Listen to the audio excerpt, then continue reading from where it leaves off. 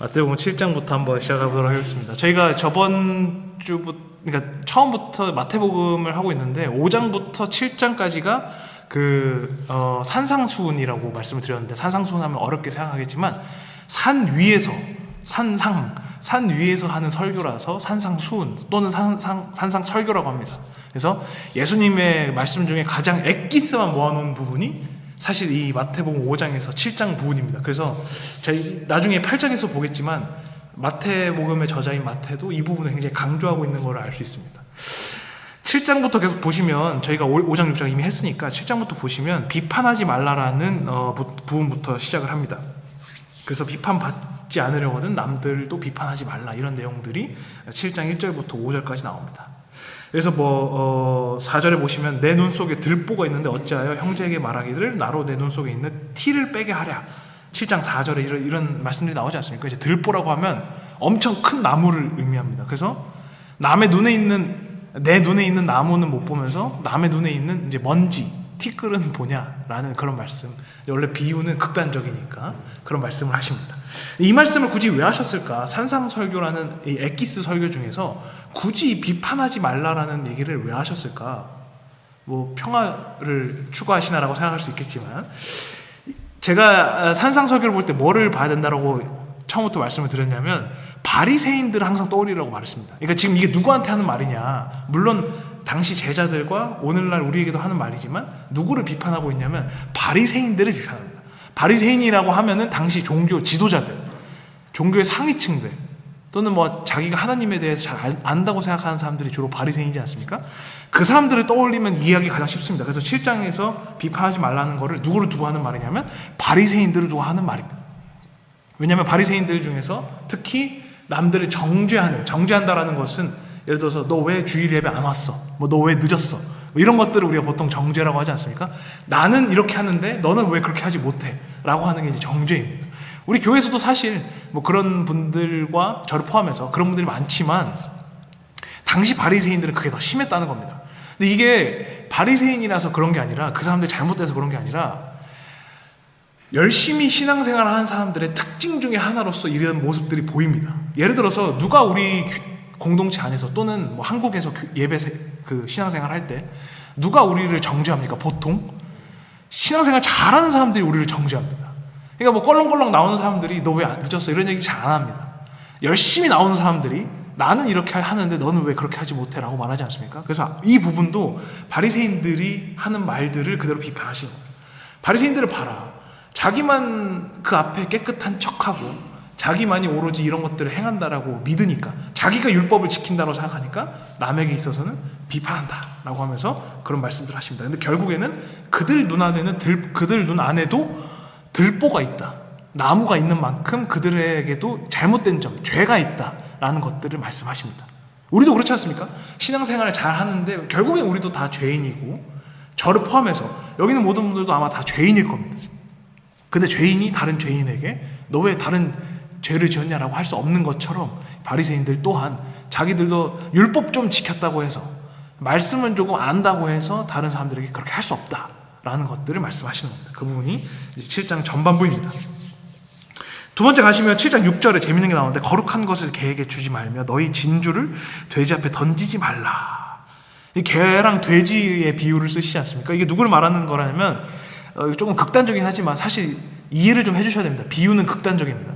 여기서 말하는 개와 돼지는 이제 믿지 않는 사람들을 개와 돼지라고 하는데, 전부를 의미하는 건 아니고, 말씀을 들었을 때 받아들이지 않는 사람들을 개와 돼지로 지금 비유하십니다. 그러면서 그들에게 진주를 주지 말라라고 합니다. 이게 무슨 말이냐면, 말이 좀 세서 우리가 어떻게 사람한테 그렇게 말할 수 있지라고 생각하겠지만, 이 말의 본 의도는 그 마음에 복음이 들어갈 상태가 아닌 사람에게 굳이 억지로 그 복음의 말씀을 전파해주면 돼지에게 진주를 주는 꼴이 된다라는 비유의 말씀입니다. 예를 들어서 저희가 토사구팽이라는 사자성어가 있지 않습니까? 그래서 토끼 사냥이 끝나면 이제 개는 팽당한다라고 해서 토사구팽이라고 하는데, 이제 비유로 토끼랑 개가 나오지 않습니까? 그렇다고 해서 제가 그 사람을 진짜 개라고 생각하는 건 아니지 않습니까? 비유지 않습니까? 믿지 않는 사람을 지금 돼지로 비유했지만 비유이지 그 사람이 진짜 돼지라는 건 아니고, 특히 돼지 목에 진주 목걸이라는 그런 속담처럼 당시 히브리적으로 쓰였던 속담과 당시의 관용적인 언어가 있을 겁니다. 그 언어를 빗대서 지금 말씀을 하시는 겁니다. 믿지 않는 사람들에게 굳이 이렇게 진주 목걸이를 준다고 하면, 복음을 준다라고 하면 돼지에게 진주를 주는 것과 마찬가지이기 때문에 굳이 그럴 필요가 없고, 복음이 들어가는 마음의 상태가 있는, 마음밭이 좋은 밭으로 일궈진 사람들에게 복음을 주는 것이 더 합당하지 않냐라는 말씀들을 하고 계시는 겁니다. 12절에 보시면 7장 12절입니다. 그러므로 무엇이든지 남에게 대접받고자 하는 대로 너희도 남을 대접하라. 이것이 율법이요 선지자다. 결국에는 이 산상설교의 중요한 메시지 중에 하나는 이웃 사랑입니다. 그래서 이웃에게 우리가 어떻게 대할 것인지, 우리가 잘 아는 예수님의 말씀 중에 왼뺨을 맞으면 뭐 오른뺨도 보여주라, 혹시 들어보셨습니까? 그런 것도 사실 이 안에 5장에서 나옵니다. 그런 것처럼 오늘 이 7장 12절의 말씀도 그거 비슷한 맥락입니다. 남 대접받고자 하면 남들 또한 대접할 수 있는 자가 되어야 된다라는 말씀으로써 이웃을 어떻게 대해야 되는지를 말씀하십니다. 7장에 보시면 이제 주로 그런 내용들이 나오고, 23절 또한 같이 보도록 하겠습니다. 그때 내가 그들에게 밝히 말하되 내가 너희를 도무지 알지 못하니 불법을 행하는 자들아 내게서 떠나가라. 앞에 있는 21절도 한번 보겠습니다. 7장 21절. 나더러 주여 주여 하는 자마다 다 천국에 들어갈 것이 아니요 다만 하늘에 계신 내 아버지의 뜻대로 행하는 자라야 들어가리라. 이거 아주 충격적인 본문이지 않습니까? 우리 사실 이 말씀을 읽으면 여러분 어떤 생각들이 드십니까? 딱 이거 읽었을 때 혹시 우리를 말하는 게 아닌가? 왜냐하면 우리도 주님을 부르는 사람들이 많지만 부른다고 해서 들어간다라는 것을 의미하지 않는다는 겁니다. 사실 이 부분이 어떻게 보면 굉장히 충격적으로 다가올 수도 있긴 한데, 성경에서 특히 구약에서 하나님의 말씀을 관통하는 말씀 중에 하나입니다. 뭐냐면 하나님께서 그런 말씀을 주로 하십니다. 제사가 중요하지 않고 내 앞에 드리는 예배가 중요하지 않고 너희들 마음 안에, 그 심령 안에 공의와 정의가 있는지, 나의 말씀과 계명을 지키는지가 중요하다라는 말씀을 하나님께서 구약에서 많이 말씀하십니다. 근데 그 말씀이 어떻게 보면 이 말씀과 일맥상통합니다. 주님이라고 이름만 부르는 사람은 딱히 하나님의 나라와 하나님의 자녀가 아니다. 근데 중요한 게 뭐냐면 그 분께서 말씀하시는 대로, 예수께서 강조하시는 대로 너희가 살아왔는지가 중요하다라는 것을 이 맥락에서도 말씀하고 계시는 겁니다. 구약과 맥락이 일치한다는 것을 사실 이 부분에서 알 수 있습니다. 그래서 앞에 보시면 22절에서 귀신을 쫓아내며 주의 이름으로 많은 권능을 행하지 아니하였나 할까? 이 무슨 말이냐면 그 제자들 중에 또는 뭐 예수님을 따랐던 자들 중에 예수님의 이름으로 귀신을 쫓았던 자들, 기적을 보였던 자들, 그런 자들도 예수님 앞에 나와서 이제 마지막 날, 예수님께서 다시 오시는 날에 예수님 우리가 이런 일들을 행했는데 저를 아시지 않습니까? 라고 물어보면 내가 널 모른다 라고 대답하신다는 겁니다. 중요한 게 뭐냐면 귀신을 쫓아내고 뭐 앞에서 어떤 일들을 행하고 그러한 것들이 중요한 게 아니라 결국엔 그 마음 안에 예수님의 말씀대로 따라 살려고 하는 마음들이 있는지가 중요하다라는 말씀을 하시고 있는 겁니다. 그렇게 보면은 이 맥락이 이해가 됩니다. 행하고 있는 것들과 자기가 어떤 자로서 신앙생활을 했는지가 중요한 것이 아니라 진정한 본질을 보라고 말씀을 하시는 겁니다. 여기까지가 이제 전체적으로 봤을 때 5장부터 7장까지의 이제 산상설교, 산상수훈의 전체적인 맥락입니다. 그래서 중요한 것은 너희들이 알고 있는 것들은 틀렸고 너희들이 알고 있는 것들 중에 대부분은 잘못된 것들이다라는 것들을 산상설교에서 주로 말씀하십니다. 제가 산상설교라고 말씀드린 이유가 뭐냐면 산 위에서 하는 거라고 하지 않았습니까? 그래서 사실 5장을 제가 읽어드릴 텐데 5장 1절에 보시면 마태복음 5장 1절에 보시면 예수께서 무리를 보시고 산에 올라가 앉으시니라는 말이 나옵니다. 그래서 산상설교인데 8장 1절을 보시면 예수께서 산에서 내려오시니 수많은 무리가 따르니라. 지금 산이 두 번 등장하지 않습니까? 5장에서도 등장하고 8장에서 등장해서 올라가고 내려옵니다. 혹시 이걸 보면 어떤 부분이 생각이 나십니까? 산, 키워드, 그리고 말씀. 모세가 시내 산에 올라가서 십계명과 하나님의 언약들을 받아오는 장면들이 오버랩이 됩니다. 지금 마태가 말하는 것들, 그리고 예수님께서 보여주시고자 하는 것들이 뭐냐면 하나님의 말씀이 곧 예수님의 말씀이다라는 것을 보여줍니다. 그렇기 때문에 산상설교가 중요하고 마태 또한 아주 중요하게 다루고 있습니다. 예수님께서는 우리가 예전에 그때 우리 선조들이 모세를 통해서 받았던 그 언약, 그 말씀, 그것들이 다 예수님의 입으로서 성취되고 예수님의 입으로서 동일하게 우리에게 전해진다라는 것들을 보여주는 겁니다. 그렇기 때문에 산상설교가 중요한 부분이고 마태도 굳이 이제 복음서라고 하면 4가지가 있는데 마태, 마가, 누가, 요한이 있는데 마태복음에서만 이 산을 강조합니다. 다른 부분에서는 강조하지 않지만 왜냐하면 다 강조점들이 다르기 때문에 마태만은 유일하게 이 산들을 언급하면서 이 산에서 이루어지는 말씀들을 강조합니다. 성경 공부를 계속해서 챙겨보셨으면 아마 1장 2절을 보셨더라면 제가 올린 영상을 보셨다면 그 부분은 이제 예수님과 모세와의 오버랩되는 장면들도 제가 올려놨으니까 그 부분을 보시면 아마 더 이해가 잘 될 겁니다. 이제 이 산상설교의 말씀이 끝나고 나서 예수님께서 공생애를 이제 전반적으로 시작하시는 모습들이 등장을 합니다. 공생애라고 하면 이제 예수님께서 어린 시절과 그리고 이제 성령의 세례를 받기 전 그 모습들이 있고 그리고 나서 이제 그 후의 모습들이 있습니다. 이제 그 후의 모습들을 우리가 보통 공생애라고 교회 안에서는 주로 그런 용어들을 사용합니다. 이제 공생애가 시작되는데 8장과 9장에서는 어떤 말씀들이 주로 어떤 기적들이 나오냐면 이제 병을 치료해 주는 기적들이 주로 나옵니다. 그래서 예수님께서 보이지 않는 자들, 보지 못하는 자들과 귀신 들린 자들이나 이런 분들을 치료해 주는 장면들이 8장과 9장에서 전반적으로 나온 또는 중풍병자를 치료하는 장면들이 나옵니다. 8장에 보시면 이제 백부장 얘기가 나오는데 제가 설교 때도 한 2번 정도 얘기를 한 것 같은데 백부장이 이제 우리나라 말로 따지면 이제 중대장입니다. 왜냐하면 밑에 100명이 있는 거니까.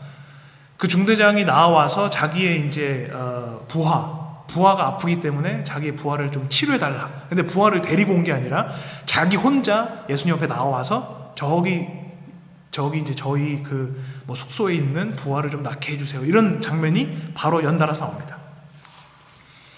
이 부분에 대해서 사실 할 말이 많은데 이거 말하게 되면 이제 저희가 15분이 넘기 때문에 15분이 넘어가면 제가 아까 이탈률에 대해서 말씀드리지 않았습니까? 15분이 넘어가면 이탈률이 저별만 이하로 또 떨어집니다. 그래서 15분 안에 딱 할 수 있도록 현대인은 어쩔 수 없기 때문에 전반적으로 그래서 8장에서 보면 나병 환자도 치유하시고 백부장의 부하도 치료하시는 장면들이 나오고 베드로의 장모님이 등장하는데 베드로의 장모님이 열병이 나서 그 열병을 치유해 주시는 장면들도 나오고 그리고 이제 예수님을 따라오려고 하는 자들이 있는데 예수님을 따라오려고 하는 자들에게 얼마나 나를 따라오기가 힘든지에 대해서 설명하시는 부분들이 나옵니다. 그래서 예를 들어서 좀 가진 것들이 많은 청년을 향해서 내가 있어야 될 곳은 머리둘 곳 하나 없는 곳이다. 그러니까 저 밖에 있는 새들도 자기 집이 있는데 예수님께서는 그냥 난 정처 없이 집도 없이 떠돌아다닐 수밖에 없는데 나를 따라올 수 있냐라는 말씀을 하시고 그리고 이제 어떤 예수님을 따르고자 하는 자에게 그가 예수님을 따르고자 하니까 다만 예수님 제가 저희 아버지 장례식 좀 치르고 오겠습니다. 왜냐하면 방금 얼마 전에 아버지가 돌아가셔서 장례식을 치르고 오겠습니다 라고 하니까 장례는 죽은 자들에게 맡기고 너는 따라오라 라는 말씀도 하십니다. 그래서 이걸 보면 우리는 그런 생각합니다. 우리의 관념에 따라서 어떻게 그래도 부모에게 그렇게 할 수 있을까라고 보겠지만 이게 강조점이라는 게 있습니다. 진짜로 장례는 중요하지 않은 거야 이런 말씀을 하는 게 아니라 강조점이 어디에 있냐면 나를 따라오고자 하는 것에 있어서는 예수님을 따라오고자 하는 것에 있어서는 예전의 것들에 매이면 안 되거니와 두 번째로 너가 지금 세상적으로 얽매여 있는 하나의 제도 장례라는 제도에 얽매여 있어서는 나를 따라올 수가 없고 지금 나를 따라오는 것은 굉장히 긴박한 상황이다라는 것을 동시에 함축적으로 의미하는 것이다 라고 이해를 하면 이런 말씀도 사실 이해가 됩니다. 근데 이제 이 부분에서 현대적으로 생각하다 보니까 좀 안 맞는 부분이 있긴 하지만 그런 식으로 이해를 하면 됩니다. 귀신 들린 자도 치유하시고 중풍병자를 치유하십니다. 중요한 거는 이제 9장 9절인데 9장 9절부터 나오는 부분인데 10절에 보시면 예수께서 마태의 집에서 앉아 음식을 잡수실 때 많은 세리와 죄인들이 와서 예수와 그의 제자들과 함께 앉았더니 11절입니다. 9장 11절. 바리새인들이 보고 그의 제자들에게 이르되 어찌하여 너희 선생은 세리와 죄인들과 함께 잡수시냐. 12절입니다. 예수께서 들으시고 이르시되 건강한 자에게는 의사가 쓸데없고 병든 자에게라야 쓸데있다. 이 말씀이 이제 9장에 나오면서 9장 전반적으로 바리새인들과 이제 언쟁을 하시는 부분들이 나옵니다. 이 부분을 이제 말하고 마치도록 하겠습니다. 15분이 넘었으니까. 이런 부분을 들으면 혹시 어떤 생각이 드십니까? 속으로 한번 생각해 보시면 세리들과 식사하시고 병자들과 식사하시고 그런 부분을 바리새인들이 비판하시고 이런 부분을 지금 어디다가 실어 놓냐면 이거 사실 이 성경의 편집은 마태가 한 겁니다. 이 성경의 편집을 예수님이 했다고 생각하면 안 되고 예수님은 한 글자도 직접 쓰신 게 없고 마태가 이걸 편집을 했는데 마태가 이 성경을 편집하고 쓸 때 어떤 의도와 생각을 가졌는지를 저는 보길 바라는데 마침 쭉 병자들에 대한 병고침이 있다가 그 병고침이 끝나는 시점에서 이 세리와 병자들과 식사하는 장면을 넣습니다. 여기서 하고자 하는 말이 뭘까? 아마 이런 말씀을 예수님께서도 의도하셨겠지만 이런 말을 강조하고 있는 것 같습니다. 저 앞에서 내가 병을 고쳐줬던 사람들, 중풍병자, 안진뱅이, 소경들, 귀신 들린 자들, 그들은 다 내 앞에 나와왔었고 결국에는 고침을 받은 사람들이다. 더 이상 병자라고 볼 수 없습니다. 그 사람들은 고침을 받았으니까. 근데 오히려 이 세리들과 죄인들을 비판하고 있는 너희들, 바리새인들, 너네들은 지금도 병자이고 앞으로도 병자일 것이다. 왜냐하면 이 사람들은 지금 나을 생각을 하지 않으니까. 예수님께서 12절에 뭐라고 하셨습니까? 건강한 자에게라야 의사가 쓸데없고 병든 자에게라야 쓸데있다. 이 말씀을 하시는 이유는 뭡니까? 지금 내가 여기 메시아로서 왔는데 바리새인 너희들은 나를 필요로 하지 않는다. 그 말은 너희는 평생 병자야. 앞으로도 그렇고 지금도 그렇고 앞으로도 너희는 고침을 받을 그런 이유도 없고 그런 여유도 없고 나에게 나아오지도 않을 것이다. 그런 너희야말로 오히려 하나님을 안다라고 얘기했고 오히려 다른 사람들을 정죄했고 오히려 성경의 지식들을 알고 있다라고 하는 너희들이야말로 진짜 병자다라는 말씀을 하십니다. 예수님께서 말씀하시는 게 결코 너희들 이제부터 복 받고 잘 살아, 뭐 다 좋아 이런 얘기들만 하신 게 아니라 물론 그런 말씀도 일부 있지만 진짜 하시고자 했던 엑기스적인 말씀들 중에 대부분은 이 바리새인들을 비판하고 오히려 하나님을 알고 있다는 자들에게 한마디 하십니다. 그래서 병자들과 식사하는 장면으로 이 9장의 이 병자들을 고치는 부분에 마무리를 맺습니다. 마무리를 좀 맺자면 그렇다면 우리의 삶 속에 있어서 또는 우리의 신앙에 있어서 진짜 병자들은 누구냐면 하나님 앞에 내가 부족한 게 있어서 나가는 사람들이 병든 자들이 아니라 아직도 내가 뭘 잘못했는지를 모르고 내 죄가 뭔지도 모르고 내가 신앙이 있다라고 생각하면서 교회에 와서 다른 이들을 정죄하기 바쁘고 오히려 나의 신앙으로 남들을 재단하는 사람들 오히려 그런 자들이야말로 진짜로 병자일 것이다라는 우리가 그런 생각, 그런 적용을 해볼 수 있을 것입니다. 성경 공부이기 때문에 설교처럼 끝맺음을 할 수 없으니까 그러면 저희는 오늘 마태복음 9장까지 했었고 다음 달 저희가 한 달에 한 번씩 하니까 다음 달에는 마태복음 10장부터 다시 돌아오도록 하겠습니다. 감사합니다.